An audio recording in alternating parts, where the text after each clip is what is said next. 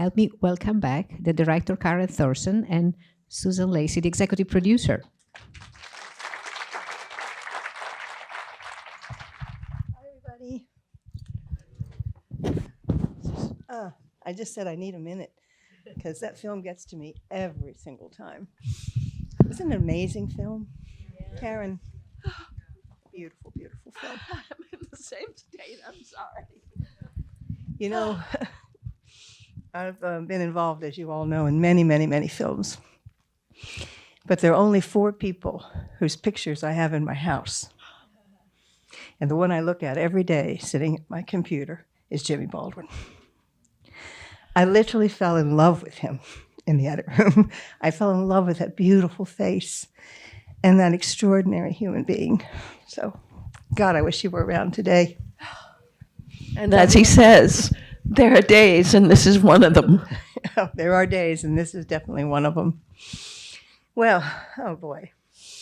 So, you said that you came to me after Jimmy died, but it's actually a more interesting story than that, because the person who was going to make the film, and we were working on it together, was Al Maisels.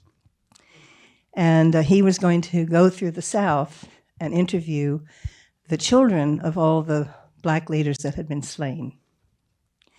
And it was a really good idea, and we were very excited about it. And then Jimmy died. And I remember thinking, I wonder which one of us is going to say it first. And he finally said to me, I don't make films about dead people. He was a verite filmmaker, and that was simply not what he did.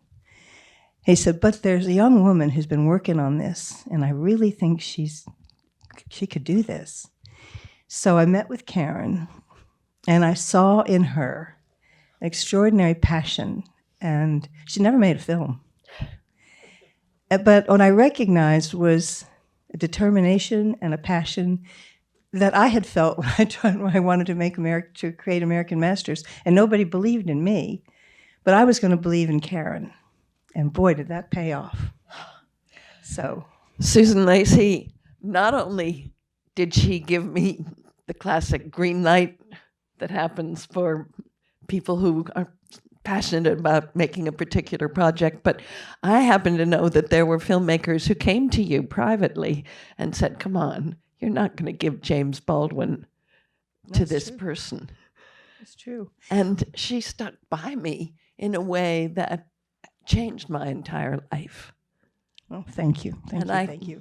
Well, thank you for making this film. I mean, honest to God, this film has lasted since, 1989 we did this, right? My God, it was a long time ago. But I remember that one of the criticisms was you were white. And so I am. we decided to try to solve that problem by pairing you with Bill Miles, who was a good friend of mine, and I became a good friend of yours, who was a wonderful, wonderful filmmaker and a wonderful guy. And really, at the point he came to me, he said, she doesn't need me at all, but I'll keep my name on it. But I'd love to know what that, when we were in the edit room a lot on this, but I didn't see a lot of Bill. How did that work? How did your relationship work? Bill was an extraordinary person whose embrace was a lot like Jimmy's. He believed what James Baldwin believed, and what was extraordinary about Jill, and I just wanted, there are some people in the audience who have worked on the film. Don Lenzer, our cinematographer. Beautiful, beautiful work. We traveled to 3 continents together to capture what you saw.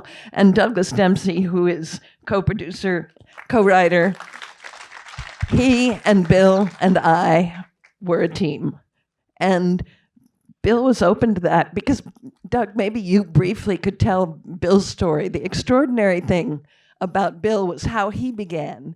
He lived in an apartment building just behind the Apollo Theater. Well, one of the reasons that you knew Bill is his stature as this documentary filmmaker. He started out living behind the Apollo Theater and made friends with a projectionist. When he was a kid, he became what he called a film rat. And then when he got out of the service, he did get some documentary work. I think it was Paul Killiam, somebody producing. And at the low level in the edit room, you're doing things with film and rolling it back and forth, and you're filling up soundtracks with old bits of film because no one can afford to have filled up with expensive recorded magnetic tape when there's no sound. So he's looking at these old bits of filler, and he discovers that these are 16 millimeter prints of documentaries about Harlem. This is not CBS footage of Harlem on fire, but just daily life.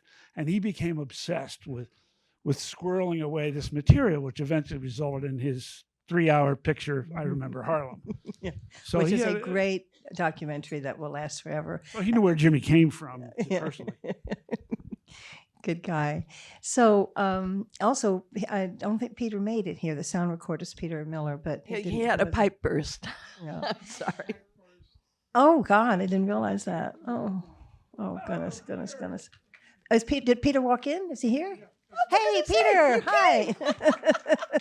Oh, say hi, everybody. He too traveled with us. You know, speaking just because Don is here, but I love the decision that you guys made to be so close up in the interviews because, I mean, the most close up person was Jimmy, of course. So it kind of matched in terms of the look of the film.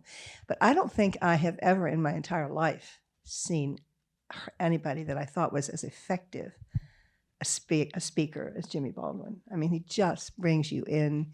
He just touches you, and he speaks such truth. How do you think he'd? A ridiculous question, but how do you think he would be handling today?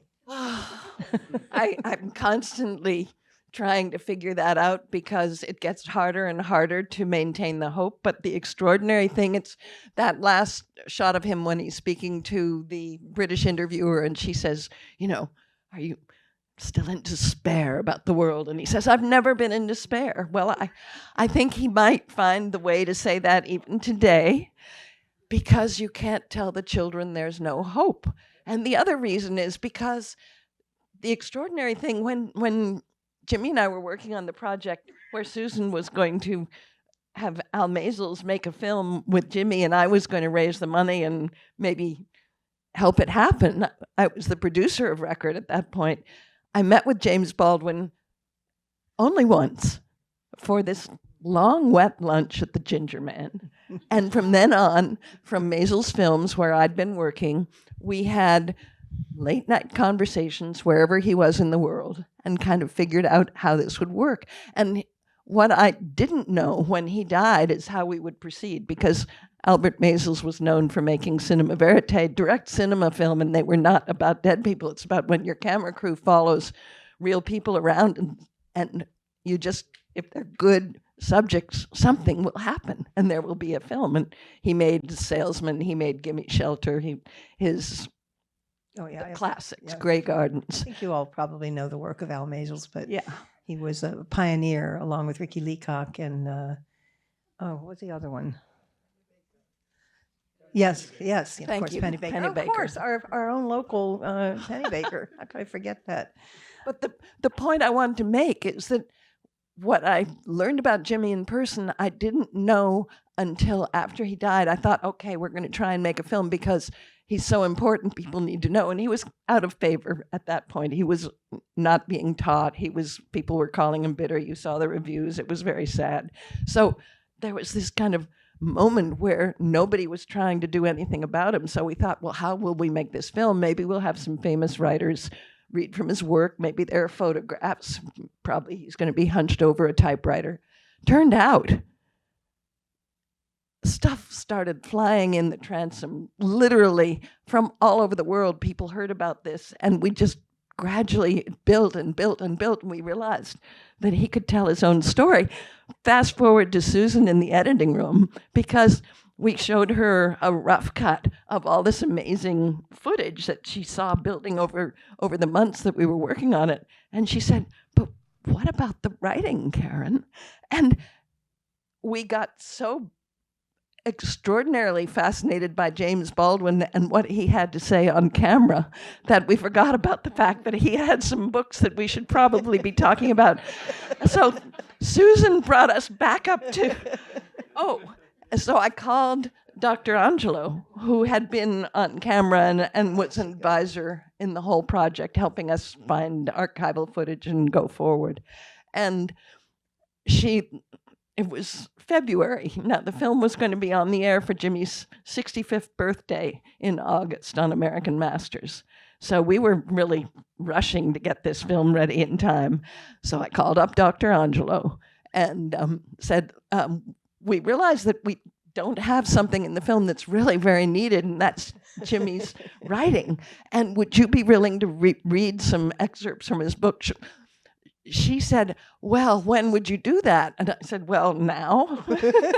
And so the film team who's here, we gathered our forces. She said, well, there's President's Weekend. And that's the one weekend I'm not asked to speak anywhere. I'm just not a dead white president. And I'll be home. I'm actually going to have some people over. I'll be cooking for them, but you bring your crew down and we'll figure it out. So we arrive. She's at the stove, perspiring, stirring this huge pot of gumbo. And I go, oh, this is going to be interesting. And I have a suitcase full of books, and I folded down some pages with some possible excerpts. She says, okay, let me put this on simmer. She disappears with the books. She comes back and says, okay, I'm going to do these. Now I'm going to go freshen up. We set up this amazing black backdrop, and she comes out with this turban and she reads. And I have to say, I mean, how extraordinary. It's extraordinary. Just amazing. So Susan, can you imagine that film did not have that until you pointed it out? Well, sometimes it takes a third eye, you know. Well, to third answer eyes the can be question, very useful because you get very close up and myopic, really. You're sitting in that edit room forever and ever, and you can sometimes miss some very obvious things. But well, anyway, she, I thought, really elevated this film in a different way. I mean, she's amazing. And when she says fire next time, oh my God, you're practically, you know, heart's beating. and when she's talking about the policeman, his eyes cold and icy. But Susan, you asked me a question, what would Jimmy do now? And I did want to tell you that the extraordinary thing that we learned by watching this archival footage, which we fully did not expect to see, was his consistency. That no matter what he was up against, when he was at the height of fame, when he was being totally disregarded, he still believed what he got from his mother and what he got from his reading at such a young age. And he believed in our common humanity, what we share. And he We're thought, all brothers. yeah, We're all brothers. that's the bottom line. Get that across to some people today. Well, that's why we're still showing this film. Now, Jimmy was, I got Billy on the brain. Let me His interrupt picture you. goes up next. Your film on Billy Joel moved me so much, and it so reminded me because, like James Baldwin, Billy was telling his story, and it just, I was in tears. Yeah. Thank you, but go on. Okay. I forgot what I was going to say. Oh, well, he was a kind of forgotten writer when we had made this film, as you pointed out. He was not in favor. You know, I had many, many years, 30 plus years at American Masters, and once a film was out of rights, because I would have occasionally I would find the money to re-up the film to show it again. The most re-up film I did was Jimmy Baldwin. Saved Because I our thought it should be lives. shown over and over and over again. And but you have kept it alive by traveling the world with this film. Talk about that and how people. What has been the response? Do you think that? I mean, what was it like traveling? I mean, you've shown this film like thousands of times now. It's been quite extraordinary. What really happened in 2014, I was working on a film on Thomas Paine, and there's lots to be said about that. But despite the fact that that was a work in progress, we got a call from Martin Scorsese. And he said, I'm making this film about Fran Lebowitz, public speaking for HBO. And we know you made the film on James Baldwin, and she says that Jimmy Baldwin was her mentor. And so could we have some footage from your film to put in our film? well, Mr. Scorsese. So we said, we'll send over we beta cassette. What would you like? I know you made it on 16 millimeter film. So frankly, let's go to the negative. So we go to go to the lab, and it turns out that the film can has some tape has not been properly sealed, and the film is deteriorating. And he said, if you don't get this restored right now, your negative will be gone, and this film will be gone. Well, thanks to Martin Scorsese and Darren Walker at the Ford Foundation and the National Endowment for the Arts, and Susan's re-upping. I don't know how much you realize that. It was Jimmy's 90th birthday. It was 2014. The first showing was at the National Gallery of Art in Washington, D.C., because they heard it was an art restoration. And it was, that wasn't being done so much in those days. But the film was restored. And then it cost so much that it seemed like we should probably make good use of it. And so we started showing it, and it just built. And finally, we formed a nonprofit. And I'm sorry, Thomas Paine, but James Baldwin took over. Well, it's taken over your life, but I think that you've kept his name and his memory alive and exposed. How many people have seen this film as a result of your Millions. traveling around? Well, they don't. Because of American Masters, because of your series, there were already millions who saw it. But since then, it has stayed alive, and quite frankly, it seems like the best use of my time. What we do is we take it to communities, and communities where we try to have programming partners who are of different constituencies and different interests, and who don't often interact with each other, and try to get them in the audience and have them watch this film and then talk about it. And I don't know, maybe we should get you guys to talk. Is Jimmy still taught in schools? Because I know that's changed a lot. It's come back. He was definitely not in the late 80s, 90s. He was out of favor. And of course, well, Raoul Peck's I Am Not Your Negro is a film that helped bring him back. And that's as the Baldwin family says, well, that's about Jimmy the activist. And it's kind of one lens. And it's a very good film. It's a very good film, and it's a wonderful thing that it brought James Baldwin back into the public eye. And I believe you saw maybe people here in the audience saw in this theater the James Baldwin Going to Meet the Man and Sadat Pakai's film. There are short films of James Baldwin. Those Jimmy wanted to be a filmmaker. There was something in him that loved cinema. He wrote about it from his very youngest age. He was interested in film, so he kept trying to do something in film that would get his message out there. And really, the film that he most was excited about, that he thought was going to do what he wanted to do, was the film you and Albert and I were scheduled to make. And I never dreamed that he was going to be that soon gone, but he hasn't gone. He lived hard. Oh, I did ask his brother, do you think that, what do you think about all the late nights and the drinking and do you resent, and the smoking, and do you resent the fact that you lost your brother at such a young age? He died at age 63. And David said, how can I deprive him of that? That's what he needed in order to exist. And frankly, he lived more in those 63 years than most of us do in a very much longer lifetime. So he had made peace with that. Well, I think also the people that you chose to interview in the film, I think, are extraordinary. I mean, every single one of them is so articulate and brings a different point of view to it. But I remember when I first saw the film, I had no idea that he had written Fire Next Time, or the genesis of it, in William Styron's guest house, which I think is a wonderful story. And when we made a film many years later about Bill Styron, and I went there to his house and got to see that room, and it was, so the film is so beautifully shot. Did when you went to St. Paul de Vence, for example, when he wasn't there anymore, and you captured this, did you envision, I'm sure you did, the final scene with the curtains and all that? I mean, did you? Yeah. Because it's so beautifully shot and so beautifully imagined. By that time, we had filmed so much else that,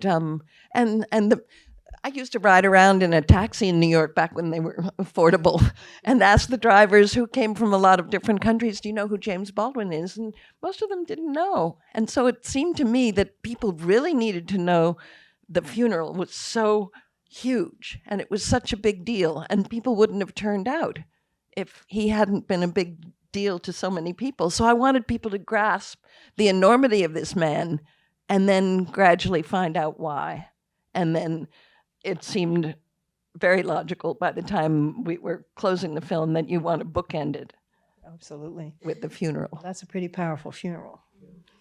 Really beautifully done. It was the first time Duke Ellington 5 years before had been, his memorial service had been in St. John the Divine, and that was the last time they had opened those big gold doors until James Baldwin died. So there's symbolism.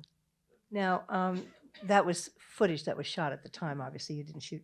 Did we shoot that? Did you shoot? Yes. You shot that. Yeah. So Jimmy's mother was still alive then, Yes. and I'm just curious why you chose not to talk to her. David was the best friend of his brother, even though they were half brothers. They were so close, and his mother, it was painful for her.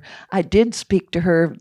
Story about her name is Bertus Baldwin, when we were still in the rough cut stage, and the film was edited except for the final credits, so that at the end you have James Baldwin singing "Oh Precious Lord" over the credits, and he's singing a cappella. We had it put to piano for purposes of the film soundtrack, but in any case, we showed it at the Schomburg, and the entire Baldwin family came to this screening, and I went up to Bertus Baldwin before the screening, and I said, I hope it's going to be okay. I know this will be painful at times, but we've done our best to be true to your son. And David Baldwin had given me 3 stones as my contract when after Jimmy died, and I carry those stones with me today. To this day. But in any case, I put them in Bertus's hand and said, hold on to these. These were Jimmy's. He collected them off of the stony beach in Nice, in France, south of France. And David gave them to me. You hold them, and then it'll give you some strength, and we'll see how this goes. Well, we screen the film. And then it gets to the point of the credits, which are not there. So it's a black screen, and we're Bill Miles, Doug, we're all in the back of the room. And Bertus Baldwin is sitting up in the front row, and we hear this cry, and then this voice, and I knew it had to be her, keening, and it accompanied Jimmy singing. And I thought, Bill and I looked at each other, what do? Do you turn on the lights? Do you cut off the film? Do you let it run? This black, absolute pitch black room with Jimmy's voice. And we let it run. And then afterwards, I went up to the front row and kneeled in front of her and said, I hope it's okay. And she said, oh, it was more than okay. Jimmy was in the room. Oh, that's so beautiful. Do you have any other anecdotes and things that along the way and the making of this film that you'd like to share with us? When I was working at Maisels and we were developing the film, which was called Remember This House, about Jimmy and the civil rights history and the children of his 3 close friends. He had a book contract to write about that. The film was going to help him do the research. We were going to record his going around and spending time with the family in true direct cinema style. And so that was very real, and I didn't really imagine that it wouldn't happen. And then come September 1987, he died December 1st. So September, I called him, which I did regularly, and I asked him, I'd heard rumors, and he said, Karen, I know why you're calling, but don't worry, it's going to be okay. We'll be filming by the end of the year. Well, we were, but not the way I expected. So then on December 1st, I got a call from someone I worked with at Maisels Films. She said, did you hear on NPR last night, James Baldwin died in France last night? So we all went into the office, and this is when you and Al and we all had the conversation about what to do and how to go forward. And we got the permission from you, and with your blessing from the CPB, who had given us enough funds for us to go and film the funeral. And I'd forgotten that, actually. It was a long time ago. yeah. And we filmed the funeral, and then once the CPB said, well, and PBS and you said, okay, Doug? The mailbox. Oh, I forgot. That's the story. Okay, I'm sorry. I'm just so completely in the moment. Thank you. Well, basically, we had this wall where we got our mail, little cubby holes on the side of the office. And when we finally decided the film that we were going to make couldn't happen, I thought I'd better start my day. And I went over and got my mail. And in my mailbox, there was a letter from James Baldwin.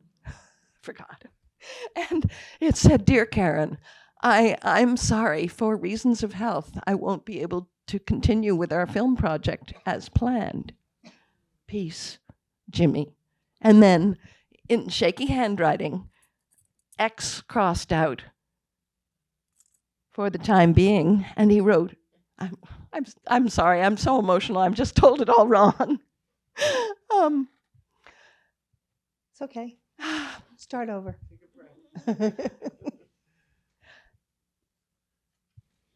I'll no longer be able to continue in our film project as planned. And the period was crossed out.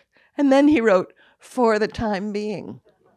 And so far as I'm concerned, this is what I said to you at the very beginning. He is still on my shoulder. He is still on our shoulders. And I do believe that, we could take something from what he left behind, as his brother David said at the end of the film, and try to use that. Well, I certainly wish that he had had his voice out there now. So would you mind a few questions? Does anybody have any questions that you'd like to ask from the audience?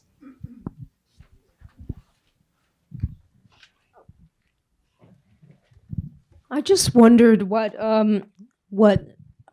Jimmy might think about the political situation going on today, what he might say.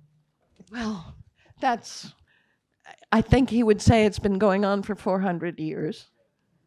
And he's not going to stay in cultivating his talent in his ivory tower. He's going to be out there trying to do what he was also given the gift to do, which is preach. And he would be telling us to believe in something that is greater than the things that divide us.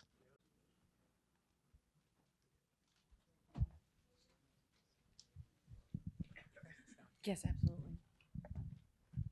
I just have a technical question for you. Normally, when you see color films of this era, the color is very cheesy looking and faded looking and bleached looking. And watching the interviews that you did, the color is as handsome and grainy and beautiful as black and white can be. And I just wondered how you got that look. Well, I don't know. Should we talk to Don? Don? Our cinematographer? I was as astonished as you are. I can't really shed any light. I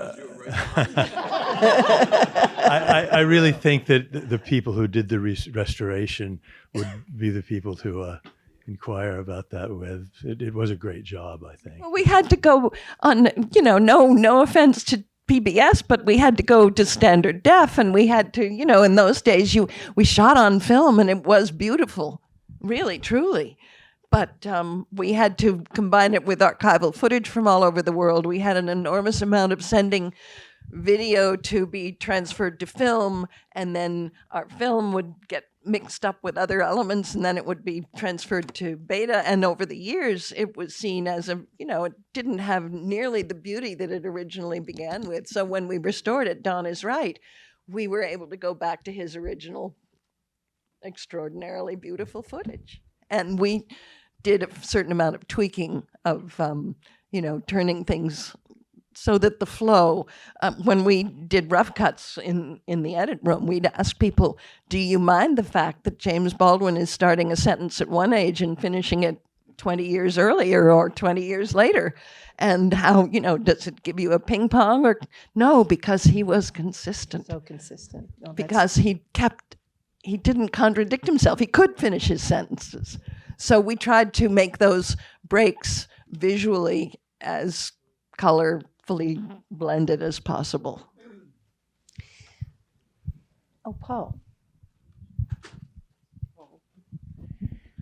Boy,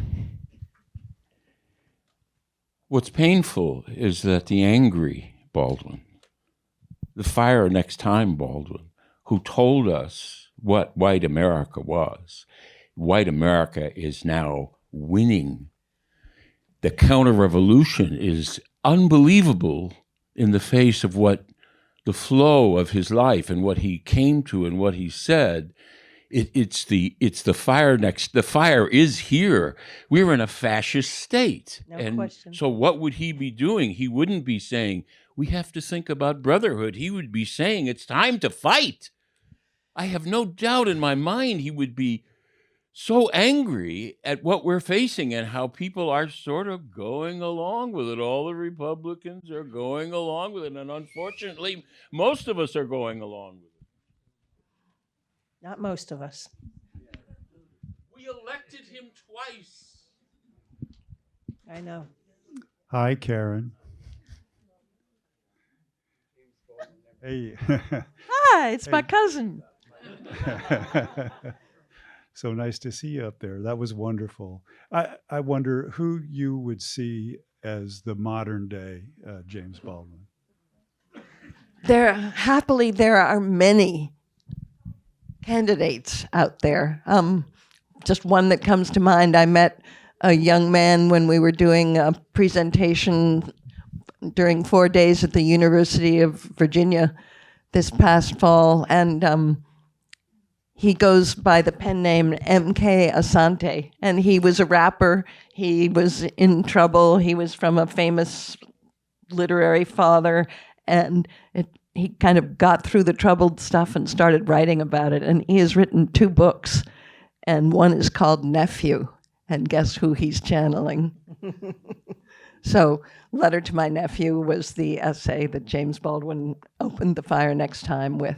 And so Nephew, he also wrote a first novel, Buck, this young man. So that's just one, but I've it's such a privilege to be traveling with this film because one of the pieces of archival film that took me the most aback, that really shocked me because I just was naive and white, when we were going through the original edit of the film, was when he says, as long as you insist on thinking you're white, I'm going to be forced to think I'm black. But no, first he says, as long as you insist on thinking you're white, there's no hope for you.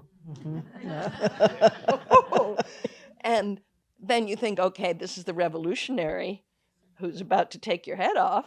And then he goes, no, it's stupid. You're thinking you're white, so I have to think I'm black. Let's get past that. So I do think he might have changed his mind today. Well, he was also very afraid. I mean, he was being followed constantly by the FBI.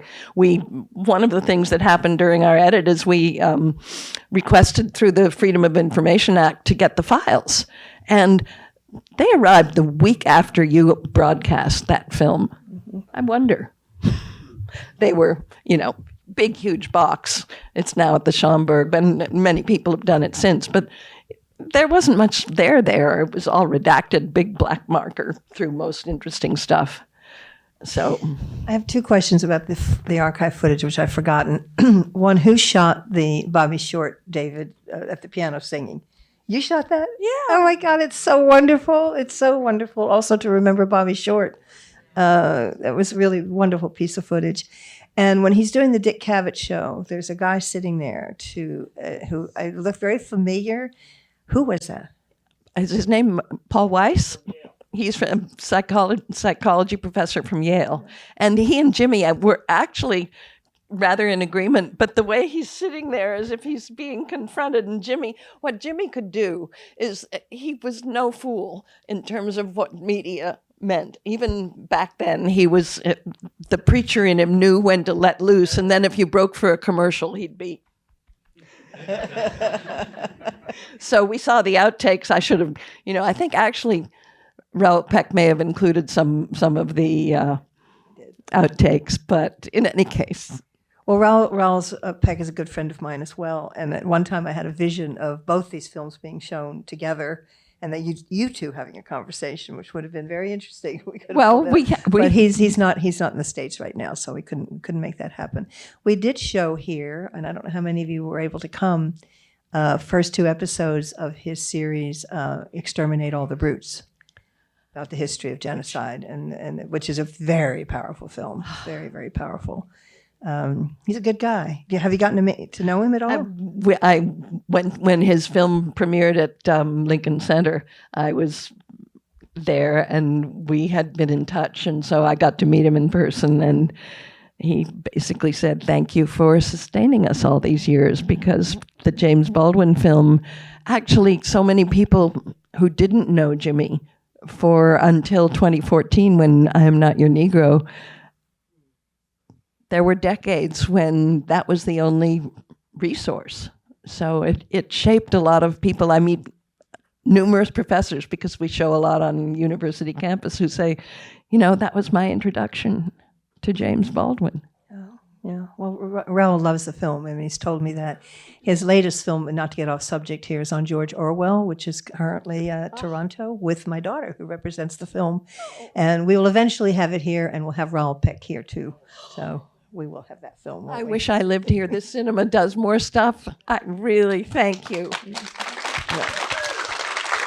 Well, thank you all. Thank you all. Wonderful audience. I'm so pleased at how many people came out for this, really. Thank you.